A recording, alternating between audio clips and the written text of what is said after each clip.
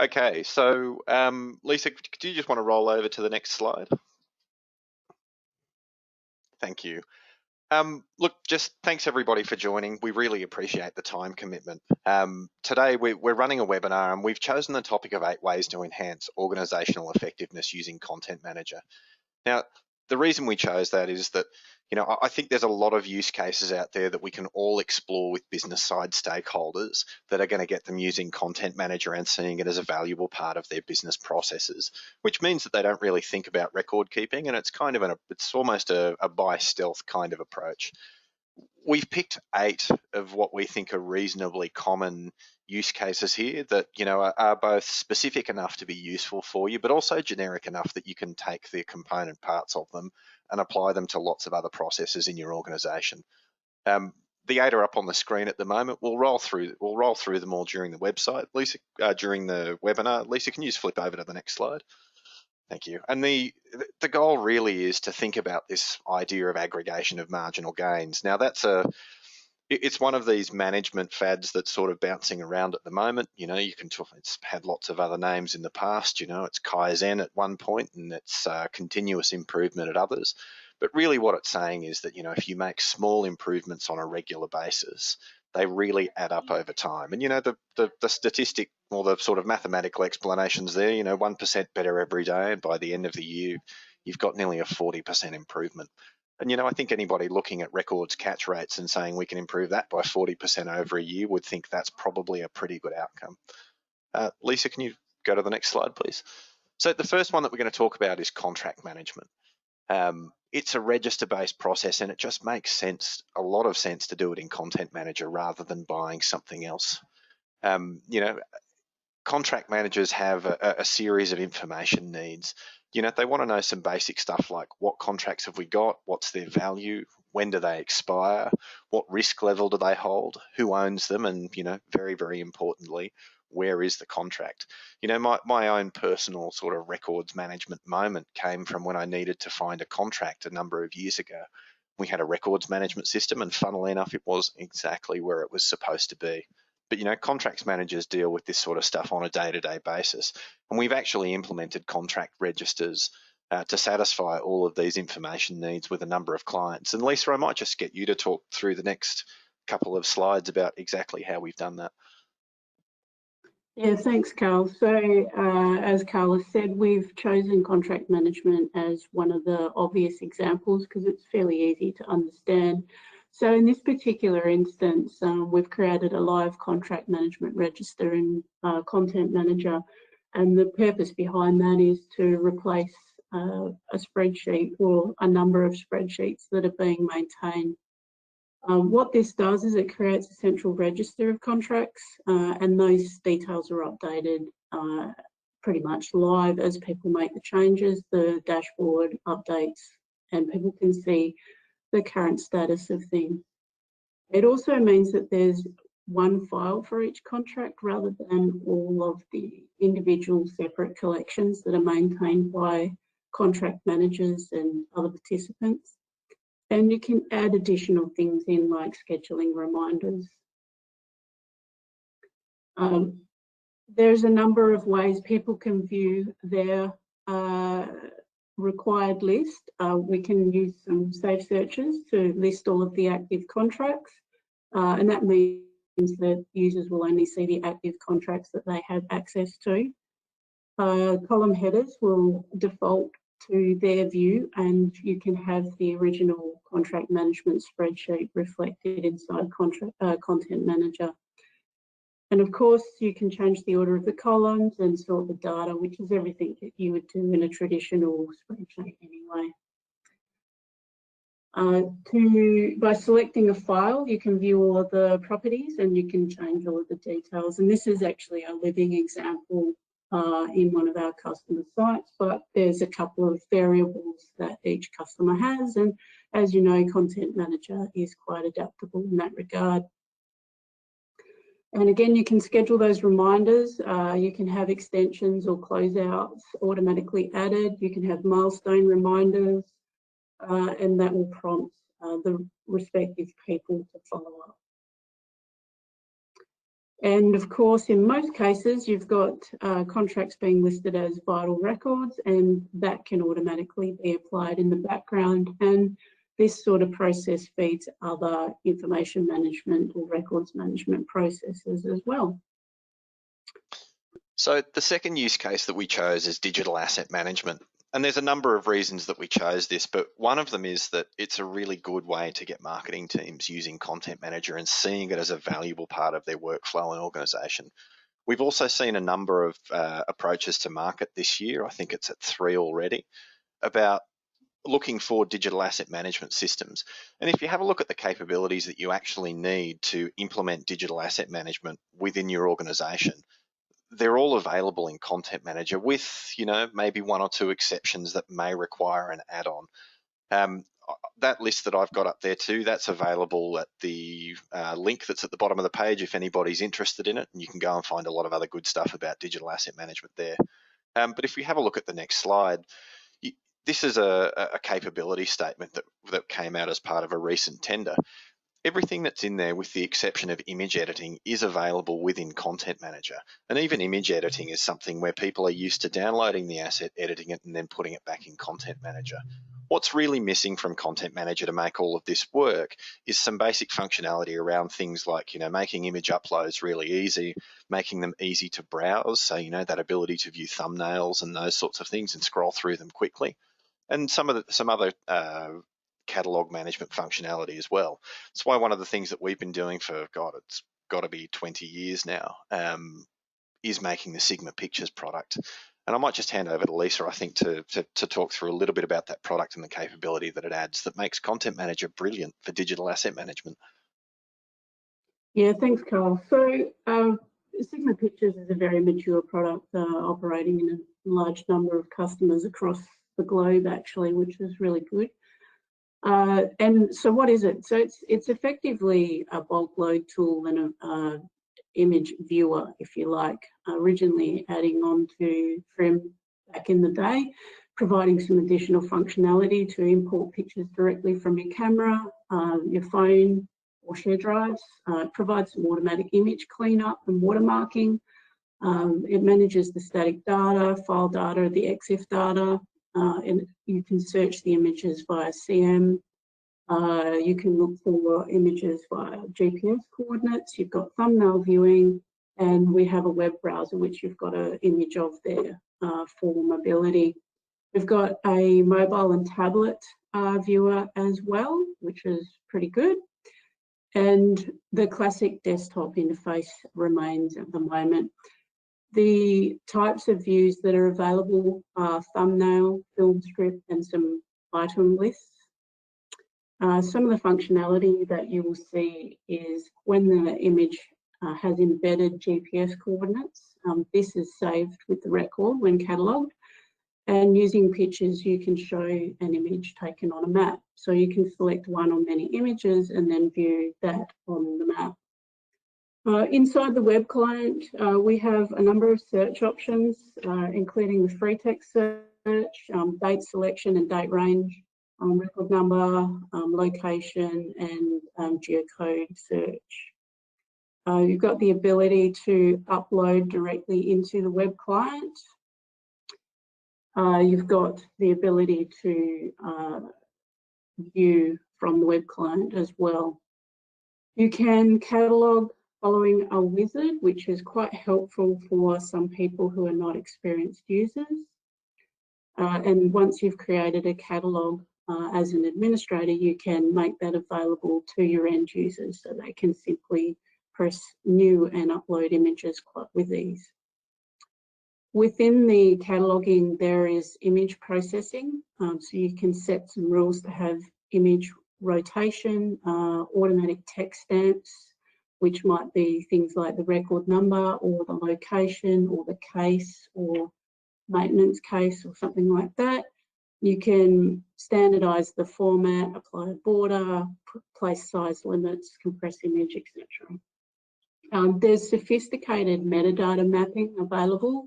I won't go through this now because it's quite a lot there, but effectively caters for all metadata that's both system-based for inbuilt and also custom or add additional.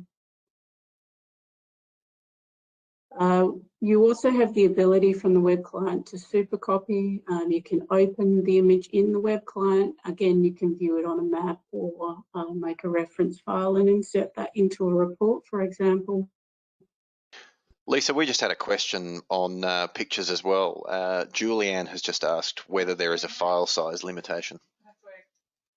No, there's not a file size limitation, but you will find that various organisations would like to limit file sizes going into the system for certain cases. So if you're taking simple maintenance images, you may not need billboard size images, so you might limit the size of the import, especially given that cameras these days are very capable of taking very large images.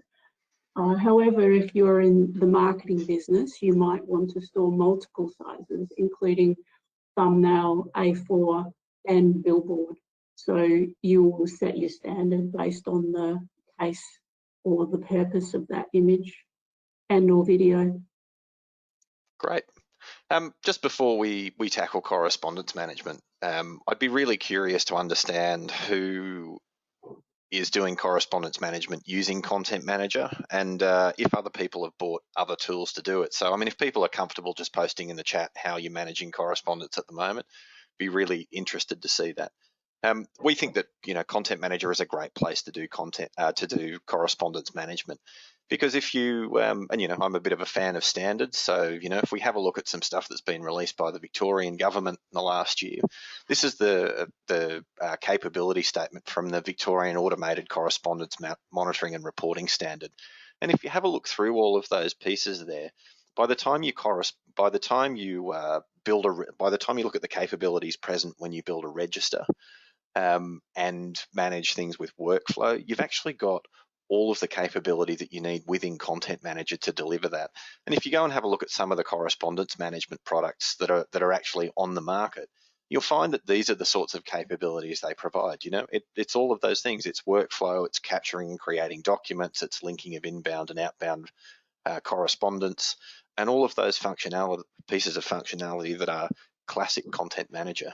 Now, again, one of the things that is missing to make this a really good business system for this purpose is just some of that basic stuff that makes it easier. And, these are things like the ability to use existing content fragments and templates, the ability to take metadata and put it into documents really seamlessly and easily. And we've built a product to do that again, it's been in the market for a long time and it's quite well known. And Lisa's just going to give us a quick overview of that product. I might just hand over to her.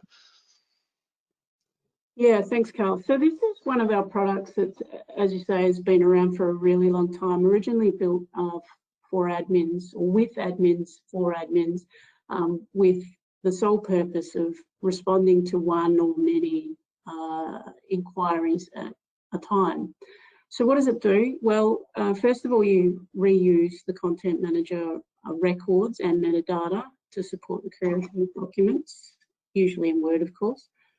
You can insert any of your Content Manager metadata and predefined text fragments into documents and templates and build your documents quite quickly. You can build emails, have PDF output and Word output, and create templates. You can integrate your mail merge and prepare either a single response or bulk responses. Once you've done that, it automatically saves the document back to Content Manager, allocates a record number, and completes the process in a single set of steps. And the respond toolbar is available in Word as well. Just quickly stepping you through some of the functionality. There's a lot in this product, so I won't have time to cover it all, but starting with the wizard, you select the records you would like to respond to and the contact on the record that you want the response to specifically be addressed to. You can select the output options, including which document template to use if required, the output format, i.e.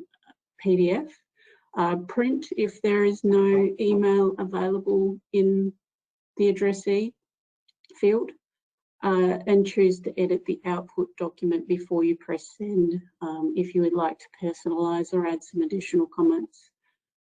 The output document type can be PDF, PDFA or MS Word, for example. And once, as I said before, you've pressed go or send, I should say, the response document will be saved to Content Manager as well. The email template will also allow you to add email attachments. And if the recipient can log into Content Manager, you can just simply send a TR5 reference instead of the documents. You can define the output properties for the record that will be saved to Content Manager, including things like the record type to use, classification, author, container, relationships, title, etc.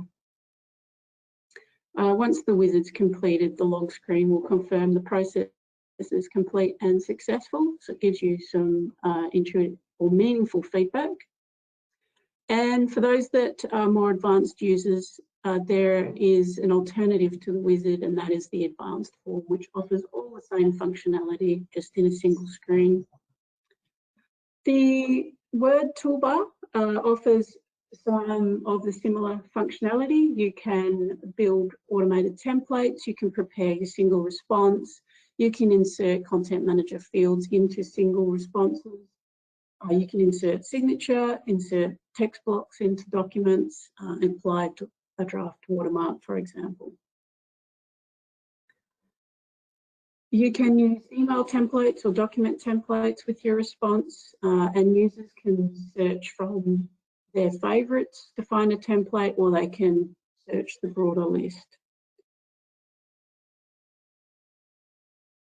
Once you've built a template, the document will be generated. I'll step through some of this. You can insert fields as you go, and inside fragments, you can also have further templated fields. So these will refresh as you generate the document from Content Manager fields. Over to you, Carl. Thanks, Lisa. Look, I'm sorry, I put that question out there before without realising that we actually had chat disabled within this webinar, so that wasn't too elegant. But we've just enabled chat, so if people want to just post into the chat session what they're using for correspondence management at the moment, I think everybody would probably be really interested to know how they're doing it, particularly if it's something that you're doing with Content Manager workflows and some add-ons. Moving into approval processes, though, that's another area where I think we can make some of these really good marginal gains. You know, looking at internal approval processes with some of our customers, you know, you run into recurrent problems. In one case that was looking at getting correspondence approved by a general manager for release, we found it was amazingly labour intensive. You know, by the time you add it all up, there was about 2 hours of time in just managing the approval of correspondence for release. There were also lots of instances where, you know, letters were sent with no approval at all because, you know, the approval was unclear as to whether it had been given. There were lots of letters that got to a general manager with zero context around them. So it's just like, here, can you sign this random letter, which obviously they didn't do and wasted a lot of time. You know, lots of stuff got to a general manager without being appropriately screened first, just to make sure it, you know, right templates, right legislation, etc. When they implemented a process using, you know, just cover sheets to do this too, you know, the problems actually kind of got worse because they'd have cover sheets that had fall off because they were just paper clipped onto things. And then, you know, you get to the end of the process and things have been approved and then the cover sheet disappears. So there's never any evidence of approval. So, you know, when we map these processes out, you know, what you get is actually, it's not particularly complex. And, you know, you can build this in the Content Manager workflow designer and, you know, depending on who's doing it, you know, it's 20 minutes to half a day's kind of work.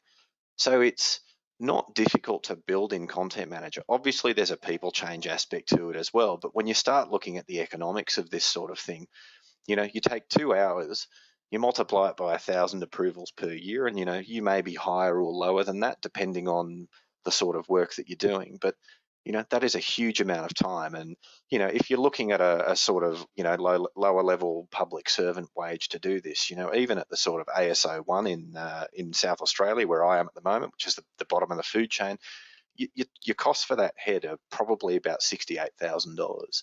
So there's about $68,000 that you can use for a business case there. And, you know, obviously we're starting to see some of this stuff popping up as well with external approvals and contracts and those sorts of things, with everybody being quite interested in some of the digital signature products, particularly the ones that integrate to Content Manager. We've done quite a lot of work with those recently. But we've also built an add-on as well for Content Manager workflow, because one of the complaints that people have had over the years is that it is a little bit clunky. I might just get Alex to talk through that as the builder of this workflow. Yeah, so this functionality was developed by us to supplement the existing workflow in Content Manager. More and more we see that we're up against other products in the market who offer sort of a slicker looking interface and a few more options around the way that the workflow works. So what we did was develop a couple of little add-ons to workflow to enhance the experience for end users to use workflow, so we can get them to complete their tasks without necessarily having to go into Content Manager. So what we've got here is actionable emails, and effectively what it is the workflow notification email that gets sent to people has got a link in it which says click to complete. And if we go to the next slide, we can see what happens when you click on click to complete. So at the moment, we've got this top process here where people will get the email, that'll have a reference file attached to it and maybe a link to the web client.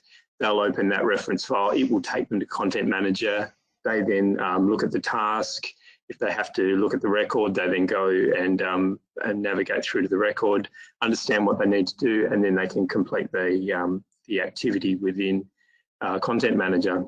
What we wanted to do was make it simpler, more like the bottom procedure there, where basically once it gets assigned to them, they get that email, they can click on something within the email, and if there's no decisions required from there, it's basically already complete. If they have to choose an outcome, then they've got to drop down to choose that.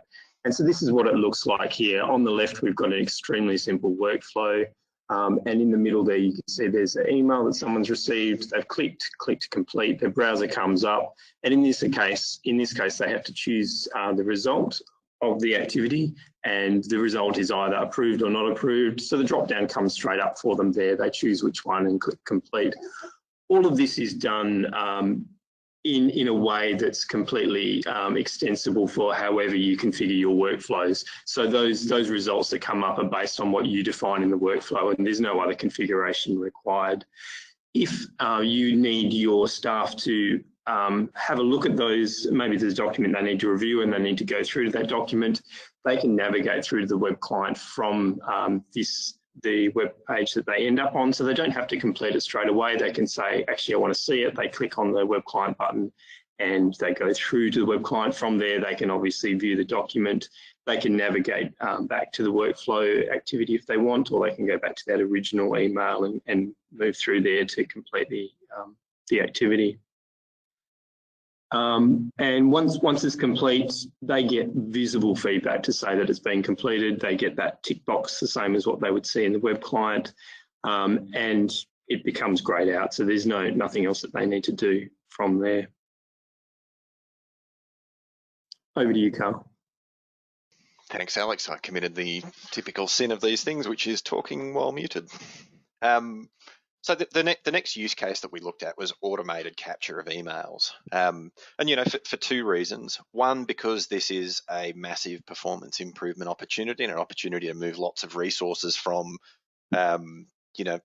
just doing this sort of work into things that can help with records. But two, because it's an opportunity to engage lots of business stakeholders, because often these things will end up being done by their teams. And one of the problems that it really solves too is that a lot of automation that we're doing, or things that look like automation from outside, is still really just people. I talk to lots of councils, state government, federal government organisations who have got forms on their website, and the form puts all that information in an email that goes to a person who then either puts it into CRM or registers that in Content Manager and sends it to another person to actually do some work. And so we can automate a lot of these processes. And the way you do that is it's reasonably simple. You just take a lot of that metadata that's in those forms and you use that to drive some automation. And, this is the sort of thing that we're looking at. We're looking at taking a lot of those resources that are on the front line doing quite simple processing opportunities because that's really the sort of keeping the lights on activity. And we want to see if we can move some of that into doing projects and things that are going to improve the organisation. And that is a very, very easy sell when you're talking to business side stakeholders, because they have always got a list of projects as long as their arm they'd love to do. They just don't have the people that they need to actually do them. And we've done a number of these sorts of pieces of work. And actually, I think, Alex, I might just get you to talk about this piece of work that we did for a client. Obviously, that we're not talking about there. We're not mentioning them by name here. Thanks, Carl. So we wanted to talk about something that we've done for a specific customer, and their use case was that their customer service agents were receiving a lot of emails every day out of a transactional system, and those emails needed to be captured into Content Manager for audit and compliance purposes. So what they were effectively doing was spending a significant portion of their day going through the emails that they've received in their inbox, figuring out which customer they were for, and they were either dragging them to a series of linked folders, which brought the emails through into Content Manager to go into the right place, or they were dragging and dropping directly onto the target folders from Outlook itself. This seems like a pretty standard sort of thing that a lot of people do. But the problem was it was just using up so much time, and there was a lot of pushback from the business to say, isn't there a better way to do this? And we understand that we need to do this for compliance purposes, but it's a very, very manual task. So what we did is we changed the process. We altered the behaviour of the staff so that instead of choosing which container to put it into, they just put everything in one container. Now, this is the absolute opposite of what most people would normally think we should do, and I can hear all the records managers gasping and fainting in the aisles. But what we did from that point forward is we said, you know what, we could write some software that basically figured out which container these things were supposed to go into. So the staff had a single link folder. They dragged all the transactional emails into those, or they had a rule that put them in there automatically, depending on the way they wanted to operate. We then had a background process that monitored that folder, figured out which customer it was for, and moved it to the right container automatically. As part of this, what we also did was do location cleanup. So everyone knows about unknown locations being created in the system and duplicate locations. This system basically made sure that they weren't being created. They matched onto existing locations for those customers and prevented the creation of duplicate locations within the system. And if for some reason someone had put something in there that didn't conform to the standard sort of transactional emails, the system would try to move those. If it failed, it would just leave them in that container.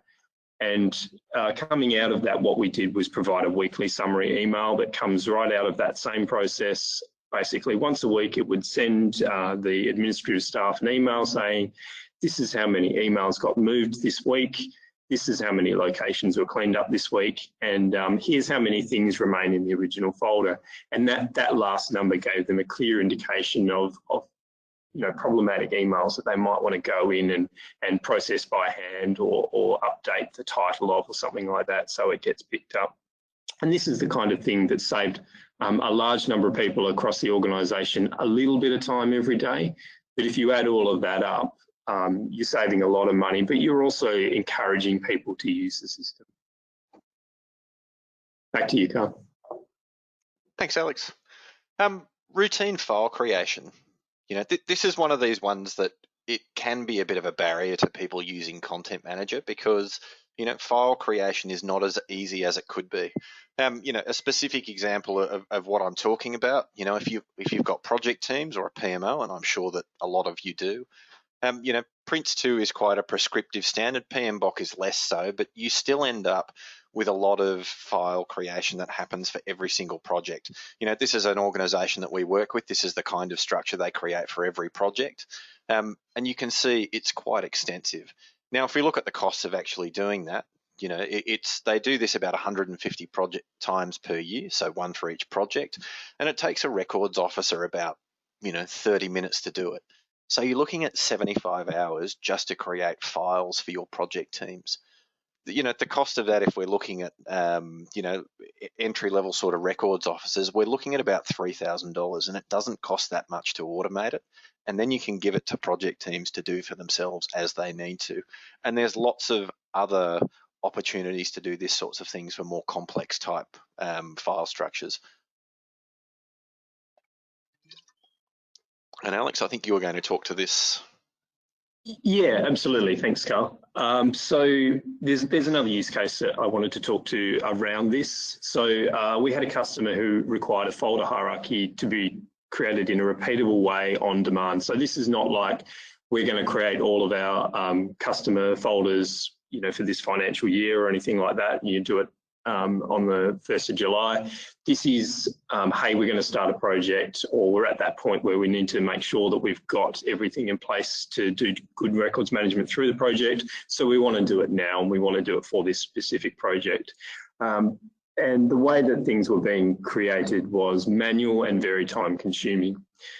So the solution that we provided to the customer was a set of custom scripting that basically allowed them to say, hey, here is the classification or the top level folder that we've got for our project. I just want to click on that and click a button in Content Manager, and all of these things will be created for me automatically. And that's basically what it did.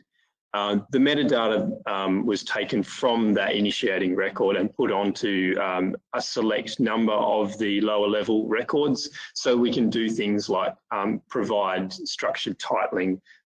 We can provide additional metadata that's set in additional fields and those sorts of things that allow us to be able to create things in the way that the customer wants without costing them any time. Because we're doing it through Content Manager, all the auditing and record security is preserved. We can use all of the rules that apply within Content Manager for these things that are created. It's worth also thinking about this idea and taking it across to things like workflow, and we've also customized workflow in a way that allows us to do this type of thing within a workflow. So we might have a specific activity within a workflow where if something is approved, we can then create a document within the system, or we can create some folders within the system that are, you know, use of that process going forward. We can also do things like finalize documents, email things to people, all of those sorts of things. And this is all part of this automation that we can provide, and really the limitation on what this kind of stuff can do is limited only by people's imaginations when it comes back down to it. Back to you, Carl.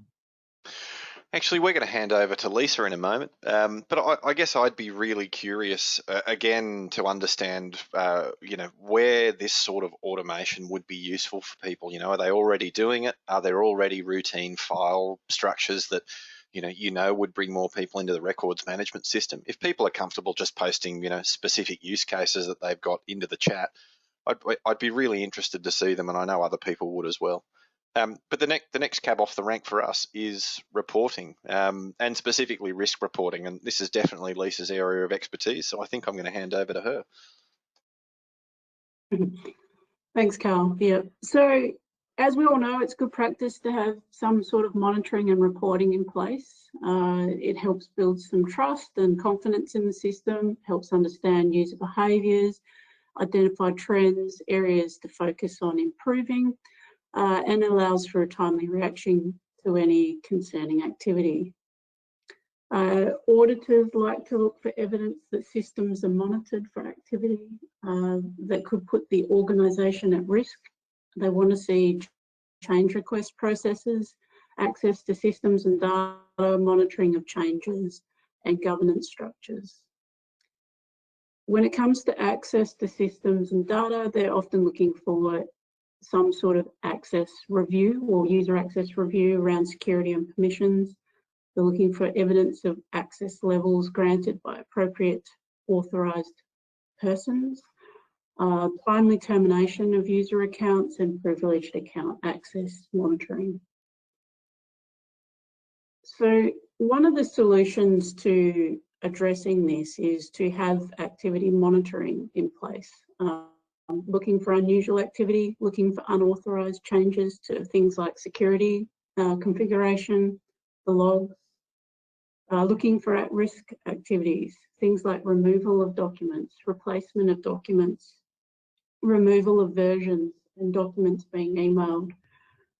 You can have specific user monitoring in place, particularly for privileged users, and timely monitoring of specific risks to enable timely and appropriate actions to be taken. Some of the things that you can look for or monitor, I should say, things like deleted records, documents being removed, a record type being added, modified or deleted, records being redacted, revisions being removed, and documents being replaced. This is a heavily redacted working example from one of our customers that gives them much of what I've just spoken about and a little bit more, and it shows the changes from month to month, which helps them identify everything that I've just spoken about.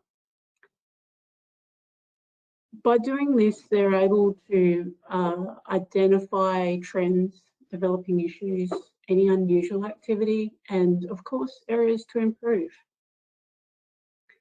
A further example of that, we'll have here, there were 30 records reversed with their final declaration.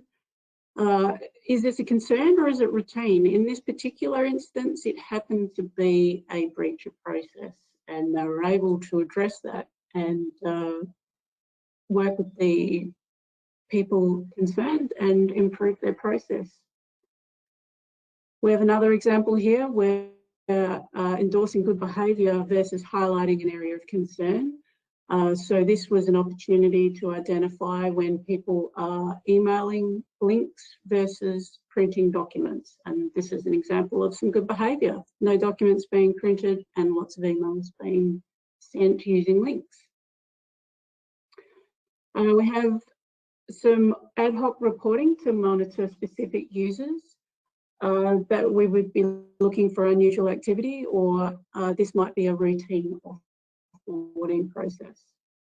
It may also be an internal staff transfer to a new role, especially where there needs to be some evidence of role segregation. So in this case, you can see that there is a number of activities being monitored for an offboarding exercise. You can develop security and access review reports. You can report by security group, you can report by directorate structure, and you can report permission levels. I'll show you a bit more of this later on. Here's a different kind of report showing some of those security levels and permissions. So we have something like documents checked in and being replaced. This is a sneaky way of potentially replacing documents. Again, is it routine or is it a concern? Some of what you see on the screen happen to be routine, and some of it happened to be someone working through a loophole in the system, and they worked out how to replace documents. So how do we generate these reports? Well, we generally use logs. And we have, of course, another mature product that's been around for a really long time and it's sold in customers across the globe. And this allows you to view and search offline content, the offline content manager logs. It has a powerful search on both the desktop and web client. You can save the searches for later. You can filter the searches, save or export the data as a CSV, text or Excel file, and it also has a number of pre-built graphical reports that we're constantly improving. We have the mobile and tablet viewer as well. So the web browser interface allows you to view, browse and search. I'm just going to take you through some of the high level functionality because I don't have time to cover it all in detail. The search within both the desktop and the web client gives you the ability to filter via all of the usual things that you would expect, including events, record type, location, free text searching, things like that. And the search results tab contains a listing of entries that match the search. And again, these can be exported if required. The web client looks a little different, but offers all the same functionality. It has the free text search, has the date selection bars, has the event-based search or filtering, I should say. And there's also an advanced form that offers the ability to look at things like the network logins, locations, records and containers, and record type. Just moving through to the reporting side of things, there's a number of inbuilt reports with predefined graphs that draw upon both the logs and the metadata within Content Manager. And here a range of charts can be generated, and there's a generated live. Logs is also available, capable of showing multiple data sets if you're in that position. A couple of example graphs just for information purposes. We have record count by security caveat, record count by security level, things like top 10 record creators, top 10 viewers, the volume of records being created in a month. We have usage reports for things like active and inactive documents, number of boxes, number of missing records, number of unknown locations, for example. We also have lists of active and inactive users. So that gives you the opportunity to act on the information that you are able to see. And back to you, Carl. All right, thanks, Lisa. Look, again, this is one of these sections I think that I think I'm probably going to leave it to you or Alex to work through. But you know, this question of importing and synchronizing into Content Manager has become a bit of an interesting space recently because of the way a lot of people have been forced into the Microsoft tool sets.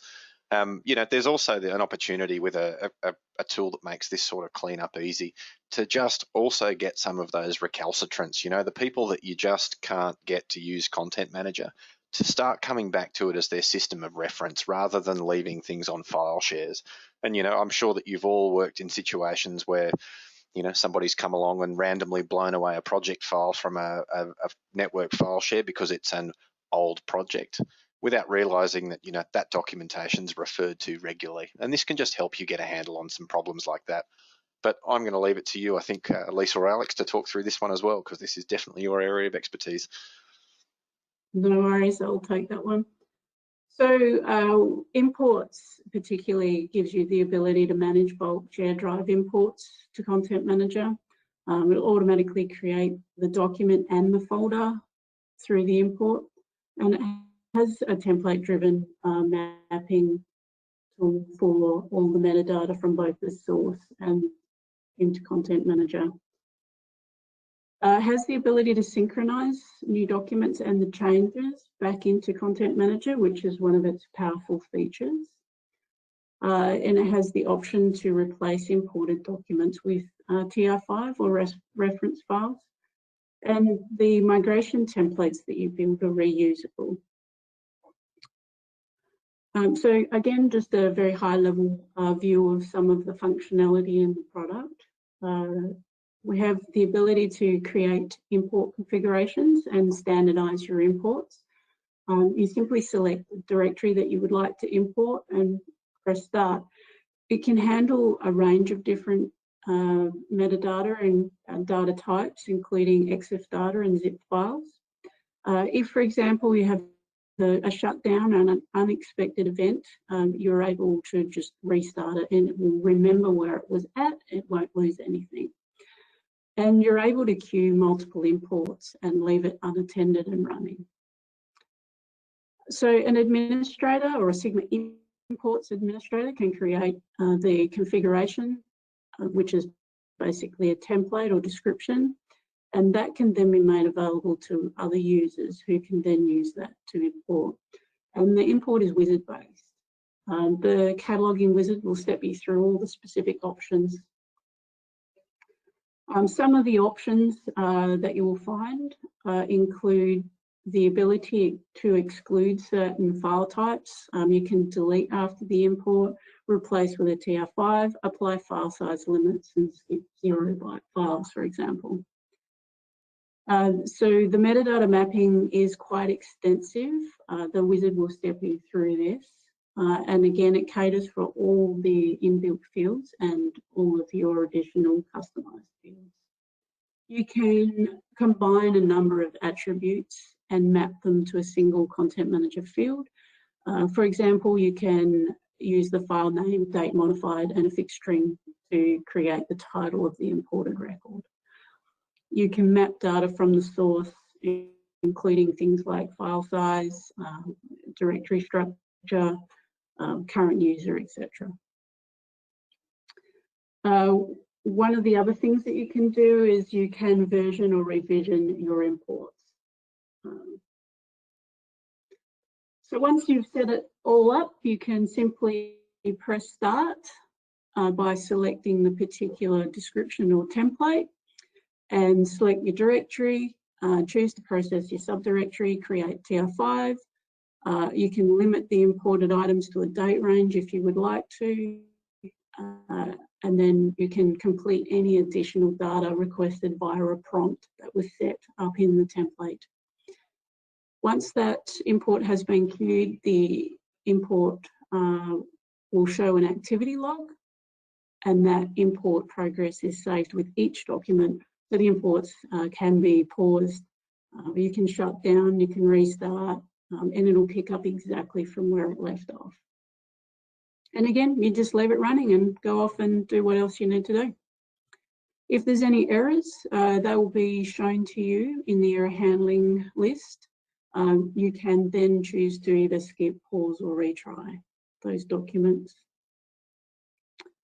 And as alluded to previously, you can use it to synchronize, which means that users can continue to make changes and add documents in the share drive, and you just simply run the import again and it will collect all the changes and put them back in Content Manager.